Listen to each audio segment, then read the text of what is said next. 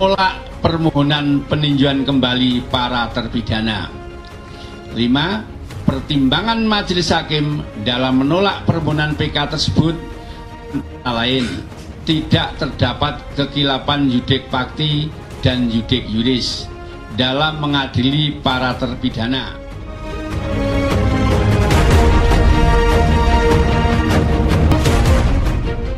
Mahkamah Agung resmi memutuskan menolak permohonan peninjauan kembali yang diajukan para terpidana kasus kematian Vina dan Eki di Cirebon. Penolakan tersebut ditengarai tak ada bukti baru atau novum yang menguatkan para terpidana itu tak melakukan aksi keji pada kasus kematian Vina Cirebon.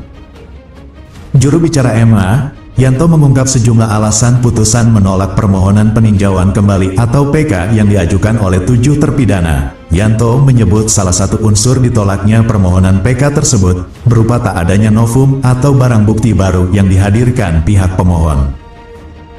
Bukti baru yang diajukan oleh terpidana bukan merupakan bukti baru, sebagaimana ditentukan dalam pasal 263 ayat 2 KUHP, ujar Yanto. Di sisi lain, Yanto juga mengatakan, jika majelis hakim saat itu telah memutuskan vonis terhadap para terpidana kasus kematian Vina Cirebon tanpa adanya khilafan. Calon Gubernur Jawa Barat Deddy Mulyadi turut menanggapi putusan MA itu yang menolak permohonan PK dari 7 terpidana kasus kematian Vina Cirebon. Ia menyebut jika putusan MA itu telah melukai segenap perasaan masyarakat Indonesia yang tengah mencari keadilan terkhusus bagi mereka yang tergolong ekonomi rendah. Hari ini kita mendengar berita yang sangat duka bagi keluarga 7 terpidana karena PK yang diajukan ditolak Mahkamah Agung. Tentunya rasa sedih dan putus asa bisa jadi menjerat semuanya, termasuk saya yang dari awal terus mendorong agar kasus ini bisa dibuka kepada publik dan mendapat putusan yang adil terhadap 7 terpidana. Tetapi Hakim Mahkamah Agung memberi putusan yang berbeda yang tentunya bertolak belakang dengan harapan kami, ungkap Deddy Mulyadi. Syarat-syarat garasi itu salah satunya harus memuat pengakuan bersalah bahwa mereka melakukan tindakan itu. Satu jawaban yang kami dapatkan dari mereka. Mereka katakan, Pak, kami lebih baik busuk mati sampai di penjara, sampai busuk di penjara daripada kami harus mengakui perbuatan yang kami tidak lakukan.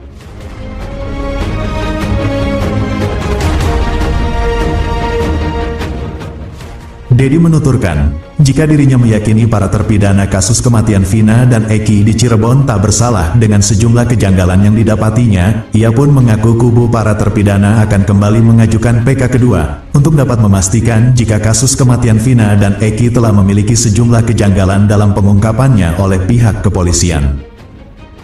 Kasus pembunuhan terhadap Vina dan Eki terjadi pada tanggal 27 Agustus tahun 2016 dengan pelaku geng motor di Cirebon, Jawa Barat. Polresta Cirebon menetapkan 11 anggota geng motor sebagai tersangka kasus pembunuhan disertai pemerkosaan tersebut. Kepolisian sebelumnya mengumumkan jika kasus kematian Vina dan Eki ditengarai akibat kecelakaan lalu lintas yang terjadi.